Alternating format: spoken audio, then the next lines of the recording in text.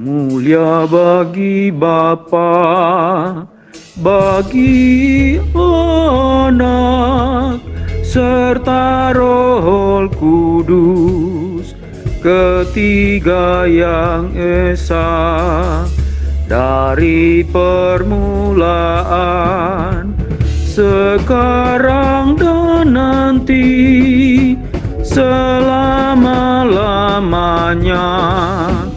Amin.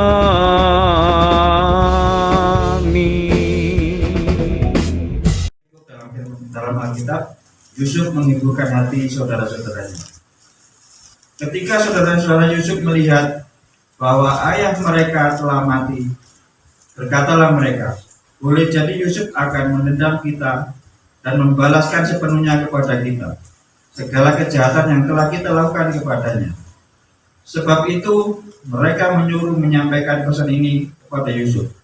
Sebelum ayahmu mati, ia telah berpesan, beginilah harus kamu katakan kepada Yusuf, ampunilah kiranya kesalahan saudara-saudaramu dan dosa mereka, sebab mereka telah berbuat jahat kepadamu.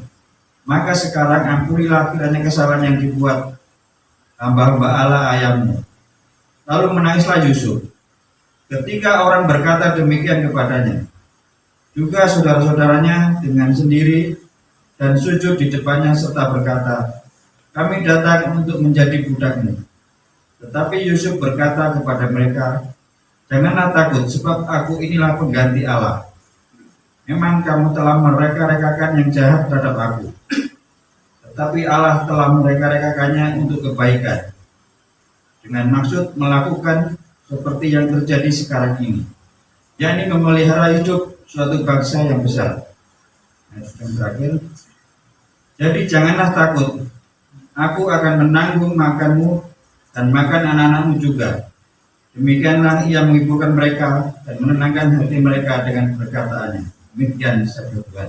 Ya, shalom Bapak Ibu. Shalom. Sekali lagi shalom. Shalom. Di nama Tuhan kita mengucap syukur kalau kita ada sampai hari ini, semua berkat kemurahan Tuhan. Amin. Amin. Baik Bapak Ibu, dikasih oleh Tuhan kita Yesus Kristus, hari ini firman Tuhan dengan tema tetap mempercayai Allah dan rancangannya. Jadi kadang-kadang apa yang sudah kita rencanakan, apa yang sudah kita pikirkan, apa yang sudah kita susun baik-baik, kadang-kadang berjalan tidak sesuai dengan yang kita harapkan.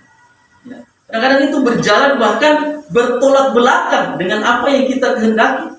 Saya maunya seperti ini aja Tuhan. Saya maunya begini loh Tuhan. Ya, karena saya sudah planning seperti ini, saya sudah begini ya, saya sudah atur ya kan, supaya jalannya baik, jalannya bagus, jalannya seperti ini Tuhan. Tapi kadang-kadang ketika dalam perjalanan kehidupan kita ada hal-hal yang membuat rencana kita itu berubah, ya. Rencana kita itu jauh dari harapan kita. Dan kadang-kadang kita kecewa terhadap mungkin manusia, ya. Bahkan kadang-kadang kita kecewa terhadap Tuhan. Tapi firman Tuhan hari ini berkata bahwa kita harus tetap mempercayai Allah, kita harus tetap mempercayai Tuhan dengan segala rancangannya. Ya.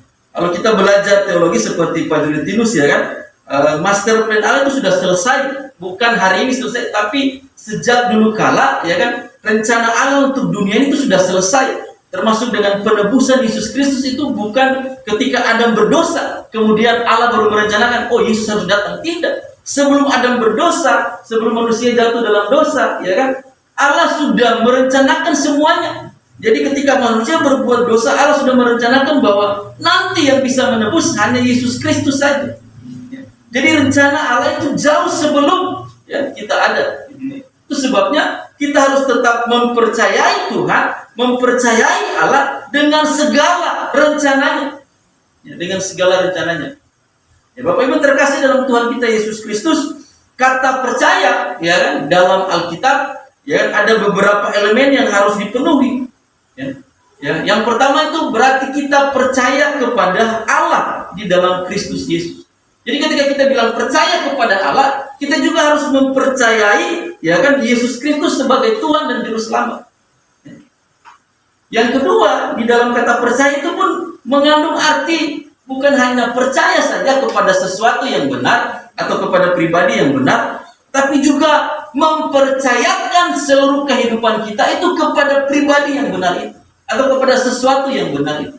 Jadi menaruh semua kehidupan kita, semua harapan kita kepada sesuatu atau seseorang yang kita anggap benar itu. Kemudian yang ketiga, ya kan, kata percaya juga mengandung arti, ya kan, taat.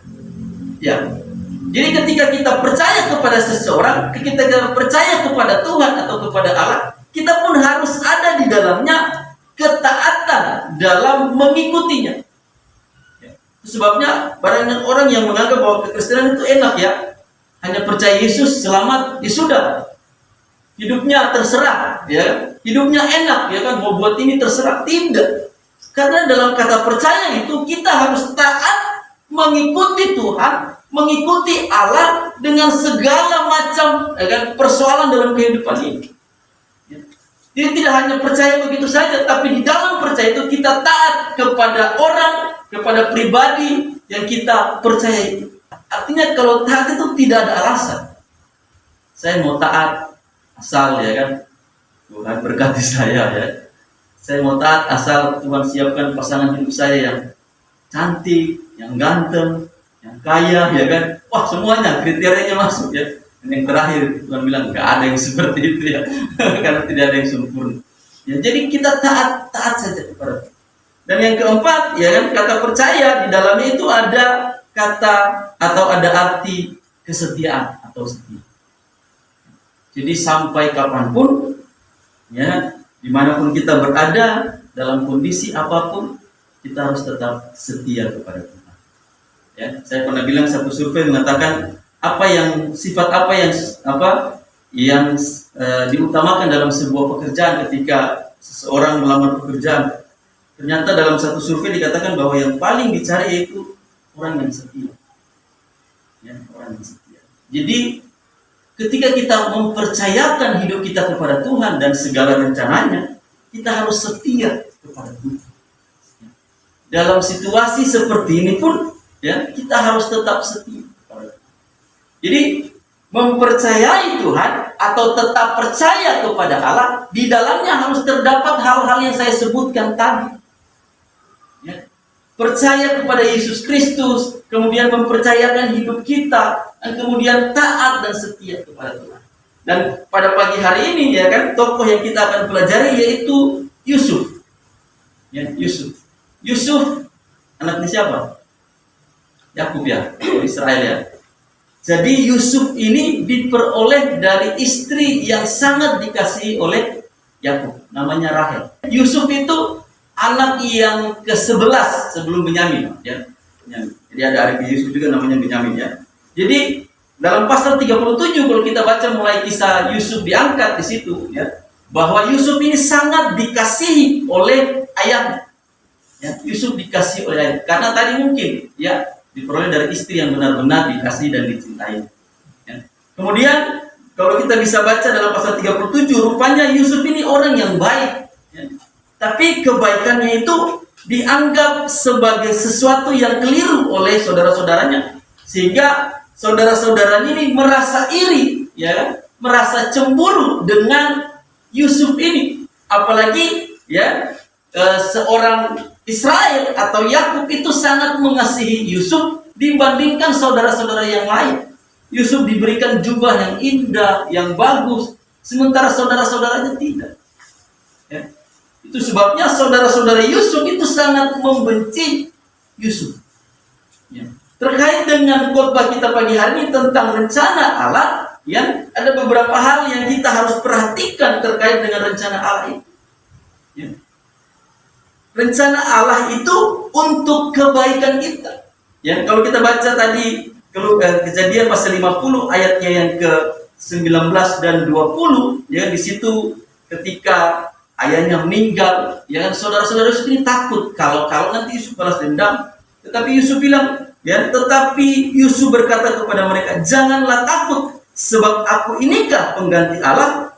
Perhatikan, memang kamu telah mereka-rekakan yang jahat terhadap aku, tetapi Allah telah mereka-rekakannya untuk kebaikan. Jadi rancangan Allah dalam kehidupan kita rencana Allah dalam kehidupan umatnya, yaitu rancangan atau rencana yang baik adanya. Ya. Amin. Ya. Jadi tidak ada rencana Tuhan dalam kehidupan kita yang sedikit baik atau kurang baik, bahkan atau tidak baik sama sekali, tidak. Rencana Allah itu selalu baik adanya. Ya, itu sebabnya tadi ayat pembimbing kita dikatakan bahwa rancangan Tuhan itu rancangan yang penuh dengan damai sejahtera, penuh dengan pengharapan. Ya kan, firman Tuhan itu keluar ketika bangsa Israel sementara berada di Babel, sementara dibuang. Ya. Jadi waktu itu keadaan mereka tidak lagi baik-baik saja. Ya. Mereka lagi dibuang, mereka lagi diasingkan, ya, mereka lagi dijadikan budak di situ. Tapi Tuhan bilang apa? Rancanganku yang terbaik, masa depan yang penuh dengan pengharapan. Jadi dalam situasi yang tidak baik sekalipun, dalam situasi mungkin kegagalan sekalipun, ya, rencana Tuhan itu tetap yang terbaik bagi kita. Sebabnya Roma berkata, Roma 8 ayat 28, ya, Allah turut bekerja dalam segala sesuatu untuk mendatangkan apa? Kebaikan bagi orang yang mengasihi Tuhan. Jadi sekali lagi, rancangan Allah dalam kehidupan kita bukan rancangan kejahatan, bukan rancangan kecelakaan, bukan rancangan untuk kita binasa, tidak. Tapi rancangan Allah dalam kehidupan orang percaya itu rancangan yang baik, yang penuh dengan damai sejahtera. Itu sebabnya mengapa kita harus tetap percaya kepada rancangan Allah dan kepada Allah, karena apa yang Allah buat, apa yang Allah lakukan, apa yang selalu terjadi dalam kehidupan kita, itu mendatangkan kebaikan bagi kita sendiri. Bapak Ibu kalau perhatikan cerita dari Yusuf ini luar biasa. Meskipun mungkin awalnya Yusuf tidak mengerti, Allah berbicara kepada Yusuf lewat mimpinya saja, dan itu diceritakan. Cerita waktu dia cerita kepada kakak-kakaknya, waktu kita sementara di ladang, berkas-berkas kalian itu berdiri, terus sujud menyembah kepada berkasku, Kemudian dia cerita lagi mimpi yang kedua, artinya sama, matahari, bulan, semua sujud kepada dia. Sampai dia ditegur oleh ayahnya berkata, masa kami, ayahmu, ibumu dan seluruh saudaramu sujud menyembahmu sampai ke tanah. Mungkin pada waktu itu Yusuf tidak mengerti apa arti mimpinya itu. Dia baru 17 tahun, Alkitab katakan. Tapi itu yang terjadi, usia 30 tahun atau 13 tahun kemudian, ketika Firaun Raja Mesir memperoleh mimpi yang tidak bisa diartikan oleh siapapun, juru minum ingat akan Yusuf, karena waktu itu mimpinya juru minum pun diartikan oleh Yusuf dan benar. Dari peristiwa-peristiwa itu, seburuk-buruk apapun yang dialami oleh Yusuf, Tuhan ternyata punya rencana yang baik. Tuhan punya rencana yang luar biasa terhadap Yusuf ini. Meskipun melalui proses yang sangat panjang, 13 tahun kemudian baru dia bisa menghadap Firaun, dan kemudian menafsirkan mimpi Firaun, dan kemudian benar, dan Firaun mempercayakan Mesir kepada Yusuf. Tapi sebelum masa itu, dari mulai usia 17 tahun, Yusuf diproses oleh Tuhan untuk rencana Tuhan yang mendatangkan kebaikan itu. Dia dijual oleh saudara-saudaranya, pertama dimasukkan dalam sumur, memang sumurnya tidak berair. Tapi kemudian mereka berkata, buat apa dimasukkan sumur? Gak ada apa-apa. Kemudian mereka jual. Sampai di Mesir, kemudian dijual lagi kepada Potifar, salah satu pengawal Firaun pada waktu itu.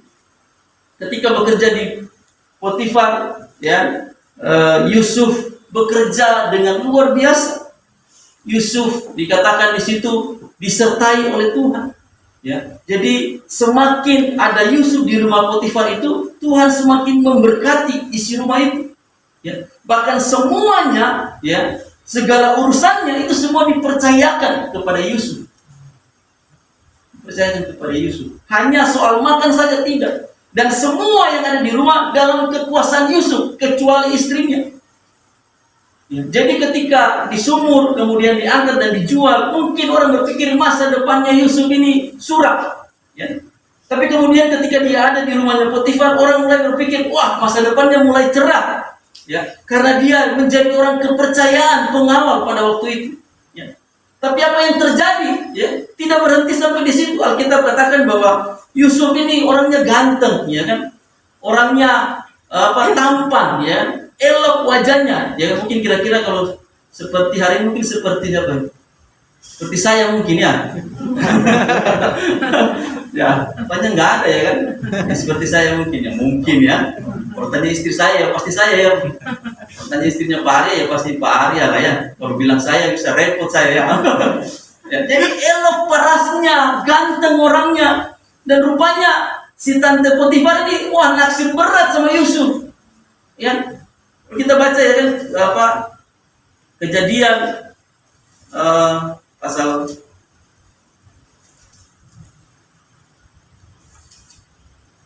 39 ya, kita baca ayat 1 sampai selesainya ya. Alkitab berkata bahwa dari hari ke hari ya, tante Potifar ini godain Yusuf terus ya, supaya tidur dengan Yusuf, berbuat dosa ya kepada Tuhan. Dari hari ke hari ia digoda terus. Tapi Yusuf tidak.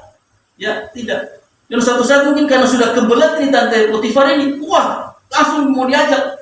Tapi ketika dipegang bajunya ya kan, Yusuf lari dan bajunya ketinggalan di tangannya tante Potifar. Dari situlah dia difitnah, katanya ingin melakukan hal yang tidak baik kepada istri tuannya.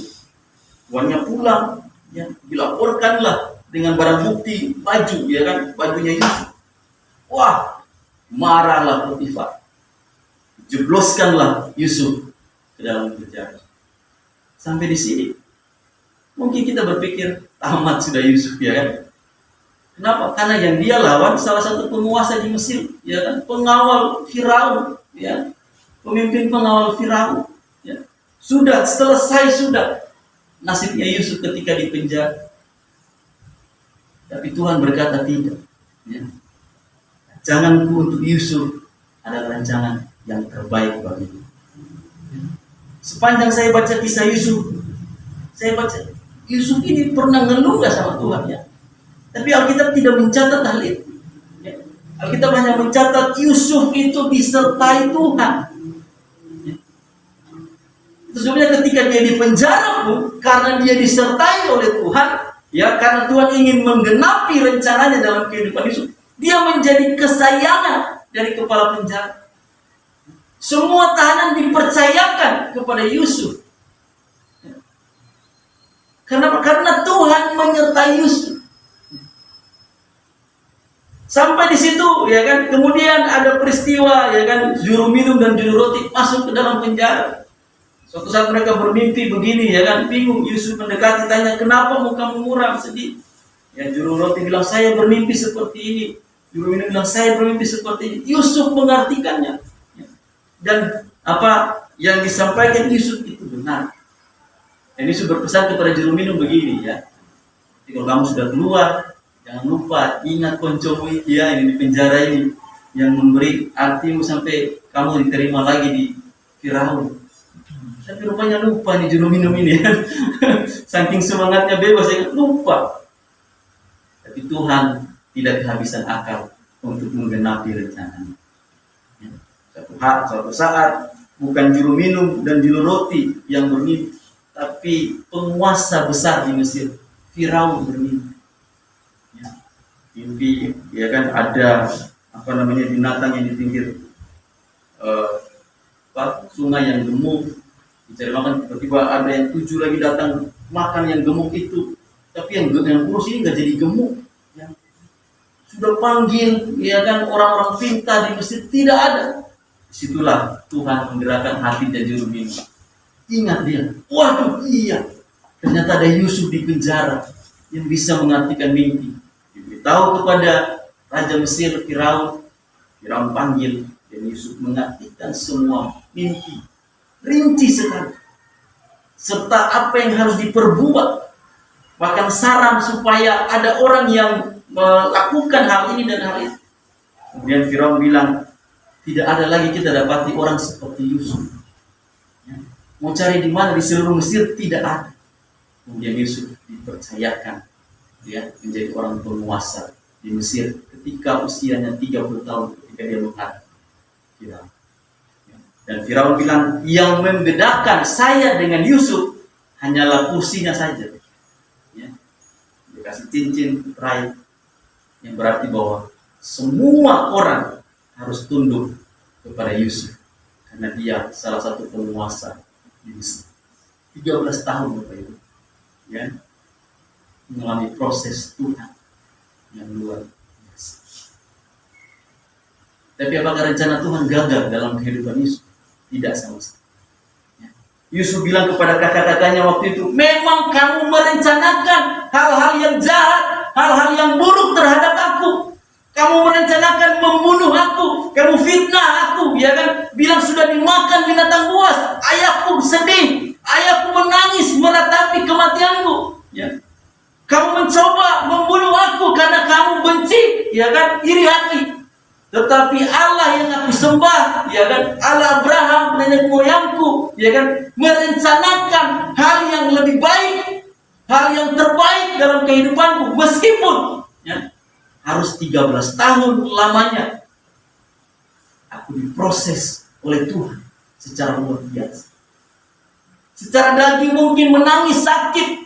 Ya, bagaimana ya kan anak usia 17 tahun sudah dibenci oleh saudara-saudaranya, ya, harus dijual di negeri yang dia tidak tahu, ya, harus berurusan dengan namanya penjara, harus dilupakan oleh orang-orang yang sudah dibantu, ditolongnya. Luar biasa proses yang Tuhan izinkan terjadi dalam kehidupan Yusuf.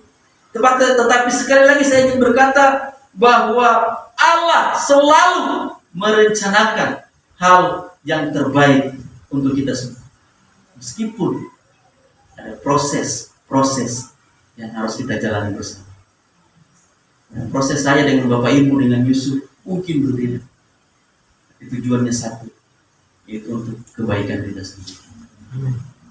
Ibu Bapak yang terkasih dalam Tuhan kita Yesus Kristus, tahun 2015 kalau saya tidak salah, 2015 sebenarnya kami waktu itu 2013 atau 12 kami sempat ambil rumah KPR di daerah mau ke Gedangan, ya kan, namanya Perumahan Jaya Mas Pion Permata JMP ya. Jadi dari Aloha lurus, kemudian dapat paspor Maringir sebelah kanan, belok kanan ya, lurus ke kiri ke Gria Permata Gedangan, ke kanan itu ke Jaya Mas Pion. Kami tinggal kurang lebih 2 atau 3 tahun di situ. Oh, kenapa saya pengen pulang, ya kan, pulang kampung ya. Pulang kampung halaman, tapi saya nggak tahu halaman berapa ya. Pengen pulang, ya saya sudah berencana pulang, ya kan, karena saya di sana juga sudah ingin diminta sama salah satu gembala untuk bantu pelayanan di gereja yang dulu saya tinggalin ya. Di gereja yang saya tinggalin dulu itu memang saya SMA waktu itu dengan keluarga itu memang jemaat yang lama ya. Jadi dari gerejanya masih sewa, ya kan, saya ingat masih sewa rumah. Habis ibadah gini, khususnya ditumpuk-tumpuk disimpan di salah satu kamar. Semua alat musik taruh situ. Hari Sabtu malam harus atur-atur lagi. Ya, mulai dari situ saya ikut sampai kepada tahun 2012 itu gereja udah besar, ya, udah besar. Dan saya diminta untuk bantu pelayanan di situ. Jadi saya udah putuskan pulang, saya dengan istri juga sudah setuju pulang. Ya 2015 kalau nggak salah ya. 14 atau 15 ya. Jadi barang-barang sebagian sudah kami kirim lewat kapal ya, yang berat-berat, sofa ya, sudah kirim, makan sudah kirim, yang berat-berat itu sudah kami kirim. Ya. Tapi kemudian ya Tuhan punya rencana yang lain ya. Anak saya yang nomor 2, Excel itu setahun itu pasti sakit, masuk rumah sakit. Dan momennya itu pasca ya. Dan April saya ingat. Jadi usia 3 bulan, Januari lahirnya kan Januari. 24 kemarin, Februari, Maret, April ya. Usia 3 bulan masuk rumah sakit ya. Rumah sakit. Karena waktu itu kami belum tahu kenapa ya. Jadi masuk rumah sakit, batuk, ya kan, masuk rumah sakit ya. Setelah itu sembuh, keluar dari rumah sakit gitu. Sebulan itu paling nggak ada 1 sampai 2 kali itu batuk terus. Batuk. 2014 dia lahir, 2015 tahun depan bulan April juga masuk rumah sakit juga. Sakitnya sama. Jadi ketika itu sudah berobat kemana-mana, akhirnya kami putuskan bawa ke rumah sakit mitra yang di Waro itu. Terus dokter bilang sepertinya alergi, ya alergi. Coba tes alergi. Akhirnya kami tes di rumah sakit Dr. Sutomo karena di situ yang ada ternyata benar alergi. Ya. Dan harus pengobatan 3 tahun. Jadi itu 2015 ya, kalau tidak salah harus 3 tahun. Imunoterapi. Disuntik untuk kekebalan tubuhnya. Jadi dia kalau makan ayam dikit aja, ayam ya. Bahkan kalau dia toil gini, terus diincip di lidahnya sate itu langsung batuk-batuk. Bisa, ya, bisa.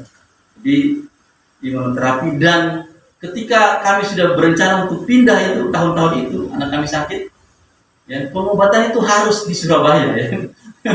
Tidak bisa di tempat lain, ya. Waduh, alamat yang jadi pulang ini, ya. 3 tahun. Saya berpikir nggak mungkin lah ya, 3 tahun. Pertama kan seminggu sekali ya. Seminggu sekali beberapa lama, kemudian 3 minggu sekali, sebulan sekali, 6 bulan sekali. Jadi saya berpikir nggak mungkin lah seminggu sekali saya ke Surabaya ya untuk imunoterapi. Akhirnya batal memang. Karena waktunya 3 tahun. Akhirnya dalam hati saya, tunda dulu lah 3 tahun. Tapi kemudian sampai sekarang belum pindah-pindah ya, belum ada yang usir ya dari Surabaya. Ya, jadi rencana Tuhan itu seperti itu. Saya sudah matang benar pindah ya kan, istri saya nanti karena di sana kota kecil ya, jadi saya dengan teman-teman itu kan kenal baik ya, jadi ada yang di kantor DPR, di sana punya relasi lah istilahnya yang banyak. Saya sudah berpikir sampai ke sana ya, istri saya nanti saya polling teman ini, tapi Tuhan buat hal yang lain. Tadi saya kata berpolak ke belakang, saya inginnya ke sana, Tuhan bawa ke belakang. Saya mengandalkan relasi, Tuhan bilang jangan coba-coba mengandalkan relasi. Padahal saya di sana sudah ada pelayanan, sudah ada, pasti itu sudah ada. Dan akhirnya sekarang ini teman saya yang gantikan, yang sekarang dia pegang pemuda di sana, pegang youth di sana. Jadi apa yang ada di isi kepala kami, ya, itu berbeda dengan apa yang ada di rencana Tuhan. Dan Tuhan buat proses itu bukan yang baik. Yang menurut kami tidak baik. Kenapa? Anak kami yang harus sakit. Kenapa harus digagalkan dengan hal itu? Maksud saya, kenapa bukan hal yang lain, ya kan? Ya saya kenapa? Jangan anak yang masih bayi ini. Tuhan menggagalkan rencana kami, ya kan? Bukan dengan hal yang lain, tapi lewat proses yang menurut kami sakit, ya kan? Harus tiap tahun, bahkan tiap bulan itu bolak-balik ke dokter, ya. Tiap bulan itu pasti ke dokter anak saya, dan setahun sekali harus rawat inap. Beda dengan kakaknya nggak pernah sama sekali sampai hari ini. Wah, jadi luar biasa perjuangan kami ya waktu anak itu. Dan kemudian kami baru memahami dan apa yang menjadi rencana Tuhan dalam kehidupan kami itu tidak seperti yang kami rencanakan. Orang-orang sudah kirim sebagian. Ya. Akhirnya apa? Ya, harus ngisi lagi ya. Ngisi lagi. Itu luar biasa. Ketika kita tetap mempercayai Tuhan dan rencananya, membuat segala sesuatu itu baik. Dan rencana Tuhan dalam kehidupan kita itu tidak akan pernah gagal.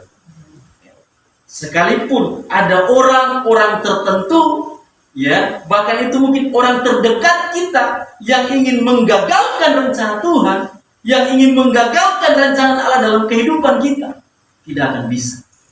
Ya, karena rencana Allah dalam kehidupan Yusuf tidak pernah gagal. Tidak pernah gagal. Malah, ya kan, apa yang menjadi mimpi Yusuf berapa belas tahun yang lalu itu jadi kenyataan. Ketika Mesir dilanda kelaparan, bahkan seluruh Israel dilanda kelaparan, ya, pasalnya yang ke-42 ayat 1 dikatakan, setelah Yakub, ini papanya Yusuf dan saudara-saudaranya, mendapat kabar bahwa ada gandum di Mesir, berkatalah ia kepada anaknya, mengapa kamu berpandang-pandangan saja? Ya, artinya disuruh pergi ke Mesir.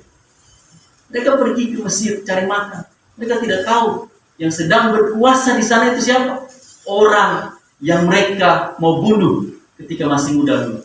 Mereka tidak tahu. Mereka sampai sujud kepada Yusuf, ya kan? Kasih mereka makan, ya. Menjadi mimpinya Yusuf benar terjadi. Saudara-saudaranya, bahkan papanya di bawah pun seperti tidak mengenal Yusuf. Artinya apa yang sudah Tuhan rencanakan jauh sebelumnya, yang tidak diketahui oleh Yusuf sendiri, oleh orang tua Yusuf, oleh saudara-saudara Yusuf, itu terjadi di kemudian hari. bukan dengan proses yang mudah, tapi proses yang membutuhkan air mata. Tetap percaya kepada janji Tuhan, tetap percaya kepada rencana Tuhan. Ya, dalam 4 hal tadi ya kan, kata percaya, ada ketaatan di dalamnya, ada kesetiaan di dalamnya. Bapak Ibu dikasih oleh Tuhan kita Yesus Kristus, ya, tetap percaya kepada rencana Tuhan.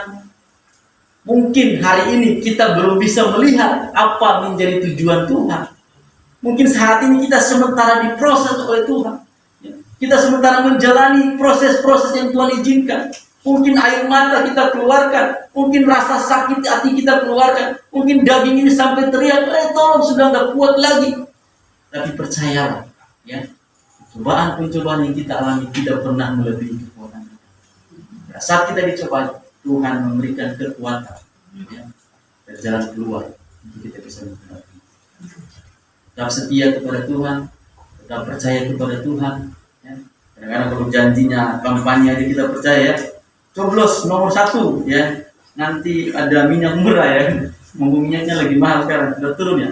Saya bercanda di istri saya, minyak nanti 1 liter 11.500. Mulai tanggal 1 Februari, wah bagus lah, tapi stoknya nggak ada. Ya, jadi sekali lagi tetap percaya kepada Tuhan, tetap percaya kepada rancangannya, karena rancangan Tuhan, rancangan yang terbaik. Amin. Amin. 10 minggu sudah selesai belum ya? Karena anak saya mau nyanyi, jadi kita akan doa syafaat dulu, ya, dan nanti setelah itu nanti sementara doa dan sebagainya bisa disiapkan untuk anak saya yang memberikan sebuah ujian. Mari kita berdoa syafaat dan juga doa Bapa kami. Mari kita tundukkan kepala menghadap Tuhan dalam doa. Kami mengucap syukur Tuhan buat kebaikan, kemurahan, kasih Tuhan dalam kehidupan kami, bahkan setiap rencana-rencana Tuhan yang Tuhan kerjakan dalam kehidupan kami. Karena kami percaya bahwa rancangan Tuhan dalam kehidupan kami pribadi, keluarga, pelayanan kami adalah rencana yang terbaik. Rencana Tuhan tidak akan bisa digagalkan oleh apapun, dan itu yang membuat kami kuat di dalam Tuhan dan berharap kepada rencana-rencana Tuhan. Apapun yang terjadi dalam kehidupan kami hari-hari ini, kami mau tetap taat kepada Tuhan, kami mau tetap setia kepada Tuhan, kami mau tetap percaya kepada Tuhan. Dan kami meyakini tidak ada satu hal yang jahat yang Tuhan sedang sediakan bagi kami, tapi semuanya untuk kebaikan kami. Terima kasih Tuhan. Hari ini hamba berdoa bagi pengurus di tempat ini yang beberapa minggu lalu baru terpilih dan kemudian baru dilantik oleh Tuhan. Kami terlalu yakin dan percaya ini pun menjadi bagian dari rencana Tuhan untuk GKMI itu sendiri ke depan Bapak. Dan itu kami berdoa, hamba berdoa untuk pengurus yang baru terpilih dan baru dilantik. Tuhan karuniakan mereka dengan talenta-talenta di setiap bidang yang mereka tangani. Kiranya Tuhan berikan kemampuan bagi mereka untuk mengelola, untuk memberi ide dan lain-lain Tuhan. Sehingga pelayanan di tempat ini semakin hari semakin maju dan mempermuliakan nama Tuhan. Semakin Tuhan tambah-tambahkan jiwa-jiwa baru Tuhan untuk kemuliaan nama Tuhan. Berikan kesehatan kepada pengurus satu dengan yang lain. Kalau ada beda pendapat, ada hal-hal yang kurang berkenan satu dengan yang lain, bisa diselesaikan dengan yang baik pula. Karena kami percaya kami anak-anak Tuhan, kami diberi kemampuan untuk mengatasi setiap gesekan yang ada dalam setiap organisasi Tuhan. Karena itu berikan kekompakan, berikan kesehatan bagi pengurus dan juga hamba Tuhan yang ada di tempat ini. Sehingga benar-benar lewat gereja ini, nama Tuhan dipermuliakan. Dan orang di sekitar gereja ini dapat mengenal bahwa Yesus Kristus adalah Tuhan yang ada dalam hidup kami. Hidup kami memancarkan kasih Tuhan dan menjadi berkat bagi banyak orang. Kati Ibu Ida di tempat ini serta suami, anak-anak Tuhan, menambahkan hikmat dalam menggembalakan jemaat di tempat ini Tuhan. Tolong apa yang menjadi kebutuhan sehari-hari, memberkati dalam studinya Tuhan buat berhasil. Apapun yang menjadi rencana ke depan bagi hambamu ini, saya percaya Tuhan sementara memprosesnya. Dan mungkin proses itu terasa sakit, tapi kami yakin bahwa rencana Tuhan tidak akan pernah gagal. Bahkan dalam kegagalan sekalipun, rencana Tuhan tidak akan pernah gagal. Terima kasih Bapak, kami berdoa menyerahkan hamba-Mu, Pendeta Billy juga, dan juga Ibu Meni dalam tangan Tuhan Bapak. Kondisi kesehatan mereka yang tidak stabil, ada yang sehat, tapi kadang juga lemah tubuh. Tapi hamba kami melihat bahwa mereka berdua begitu setia kepada Tuhan. Mereka mempertaruhkan setiap hidup mereka ke dalam tangan Tuhan. Karena itu Bapak kami berdoa, jika Tuhan berkenan, Tuhan akan menyembuhkan hamba-Mu secara total, sehingga mereka boleh beraktivitas.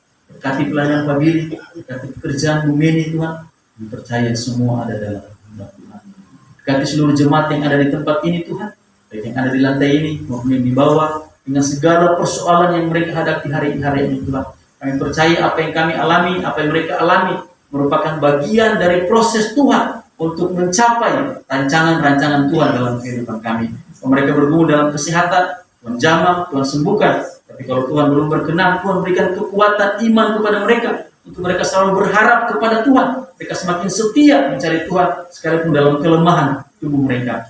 Yang bergumul soal pasangan hidup Tuhan, kami berdoa kiranya Tuhan menuntun mereka untuk memilih pasangan hidup yang benar-benar berkenan di hati Tuhan. Pasangan hidup yang seiman, pasangan hidup yang bertanggung jawab Tuhan. Dan kami percaya Tuhan sudah menyediakan yang terbaik bagi kami. Untuk itu, biarlah kami diarahkan, anak-anak muda di tempat ini diarahkan untuk memilih pasangan hidup yang sesuai dengan kehendak Tuhan.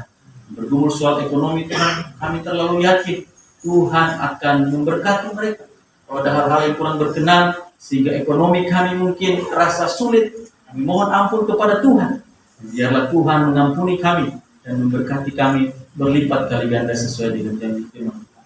Biarlah iman, pengharapan, kasih kami kepada Tuhan semakin dinyatakan, semakin kuat, sekalipun situasi di tempat ini, situasi di Surabaya, situasi di Indonesia mungkin akan semakin tidak baik, tapi kami percaya, biarlah iman kami tetap tertuju kepada Tuhan. Berkati anak-anak kami yang sementara bersekolah Tuhan, baik di tingkat yang paling rendah maupun sampai tingkat yang paling tinggi. Tuhan buat mereka berhasil. Apa yang menjadi cita-cita mereka, masa depan mereka, hamba pertaruhkan ke dalam tangan Tuhan. Jadikan mereka anak-anak yang cerdas, anak-anak yang pandai, seperti yang Kau membuat Daniel dan kawan-kawan. Kau juga bisa menjadikan anak-anak kami, anak-anak yang pintar, tapi juga anak-anak yang takut akan Tuhan, anak-anak yang mengasihi, menghormati orang tua. Jadikan mereka anak yang berbeda di sekolah, sehingga orang lain melihat, oh, sungguh dan Kristus Yesus yang ada dalam mereka. Kita berdoa untuk bangsa kami Tuhan, yang segala persoalan yang ada di bangsa kami ini Tuhan. Kami hanya bisa berdoa, kami hanya bisa berserah kepada Tuhan. Apapun yang menjadi rencana Tuhan bagi bangsa kami ini, kami pertaruhkan ke dalam tangan Tuhan. Terima kasih Bapak Kota Surabaya, Sidoarjo, Gresik dan sekitarnya, di mana kami tinggal, di mana kami bekerja, di mana kami kuliah, sekolah. Tuhan memberkati kota-kota tersebut. Pemimpinnya Tuhan berkati, stafnya Tuhan berkati, semua pengurus yang ada Tuhan memberkati. Terima kasih Bapak, terima kasih Tuhan. Sekali lagi kami percayakan kehidupan kami ke dalam Tuhan Tuhan, karena kami yakin dan percaya rencana Tuhan adalah rencana yang baik bagi kami. Kami akan mengakhiri doa kami ini dengan doa yang diajarkan oleh Tuhan kepada murid-muridnya dan juga kepada kami semua pada pagi hari demikian. Bapa kami yang di surga, datanglah kerajaan, jadilah kehendak-Mu di bumi seperti. Berilah kami pada hari ini makanan kami yang secukup, dan ampunilah kami atas kesalahan kami, seperti kami juga mengampuni orang yang bersalah kepada kami. Dan janganlah membawa kami ke dalam dosa, tetapi lepaskanlah kami dari dosa. Karena Engkau yang mempunyai kerajaan dan kuasa dan kemuliaan sampai selamanya. Mulia bagi Bapa, bagi Anak, serta Roh Kudus, ketiga yang esa, dari permulaan, sekarang dan nanti, selama-lamanya.